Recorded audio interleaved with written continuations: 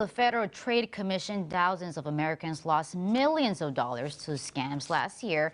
And here locally, it is a problem that continues to affect many residents. Joining me now to talk about some of the scams you should be watching out for is communications specialist for the Better Business Bureau, Clayton Alexander. Welcome, Clayton. How are you today? I'm great. Thank you for having me. Thank you for being here. Clayton, we just heard about this home buying scam. Is that something that also happens here often in the Valley? Yeah, I think it happens very often in the Valley. Okay. We get a lot of reports from it. About buying scams as well. What would you say are the 5 top scams going on right now? Well, it's funny that you asked that because we actually just came out with our 2019 Scam Tracker Risk Report. So we sort of logged in all of the scam tips that we received from people who either encountered or fell for scams around the United States. And we created a report detailing all of that information. Okay, can you tell us a little bit about those scams? Let's talk about them. Yes, we can. Yeah. So number one is employment scams. Employment scams. Yes. Okay, tell me about that. Well, because a lot of people, you know, if you're out of a job, you are going to do your darndest to try to get employment, you know, and pay the bills. So a lot of people are desperate for a job, and because of that, they'll take any opportunity they can to try and get a job. So they might fill out an application that maybe asks a little too much personal information. They might ask social security number. You might have to put down a payment for equipment for that job. And a lot of the time they steal your information and just walk away. So people need to watch for those red flags, definitely. That's right. Okay, and what is the second one? The second one is actually really interesting, which is cryptocurrencies, which wasn't even in the top 10 last year. With still a median loss in 2018 of $800. This last year, it jumped to $3,000. $1,000. Okay, and how does that one exactly work? Well, it's really interesting. A lot of people will either lose it in a way where somebody will ask to be paid in a cryptocurrency. You might try to use a service that processes cryptocurrency for you.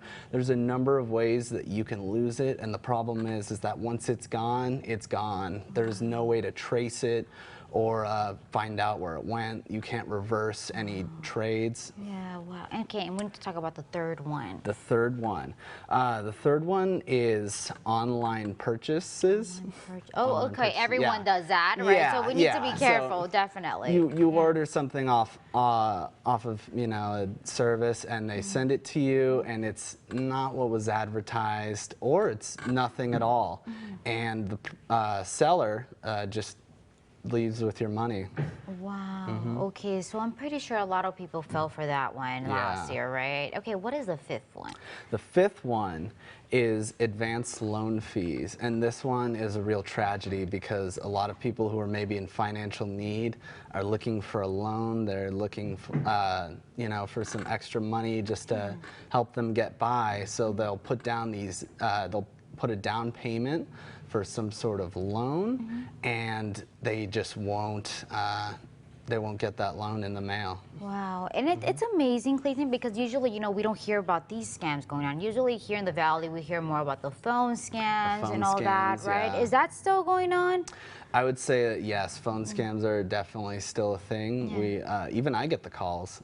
That's true. I think anyone, any age gets those calls, right? But usually, criminals, what are the ages that they usually first look at to try to get them? Well, scams, they're sort of different age groups fall for different scams. I would say that definitely in the from between 18 to maybe mid-20s, employment scams are a really big problem because they're just looking for that first job out of college a lot of the time, or high school, and they don't really know what to expect. That is true. Now, what should people do if they suspect something's a scam? Definitely a really big one, and we always tell people this, is if it's too good to be true, it probably is. Exactly. So they should keep up like with those red flags, right? You always want to trust your gut. You don't want to dive into anything. And if you think that maybe it is a scam, give us a call. You can call our office, you can ask. Okay, now I know that online you guys have a list of things people should look out Yeah. for, right? Can you tell me a little bit about that? You can find it at bbb.org/CCIE. That's our local page. It has our phone number and our address.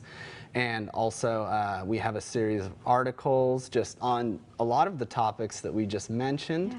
We also have some community events coming up, and you can find everything there. Okay, and those community events, tell me a little bit about them. When are they coming up? Well, actually, just tomorrow we're starting throughout the month of March. We have a series of 10 presentations across Fresno County with the Fresno County Public Libraries. Oh, perfect. Okay, any library, as long as it's Fresno County? Or No, they're listed on. they're listed. Okay, Yeah, so they're check them listed out on the online. event. Right. Yeah. Alrighty, Clayton, thank you so much for being Yeah, here. Really thank appreciate you. it. Thank you.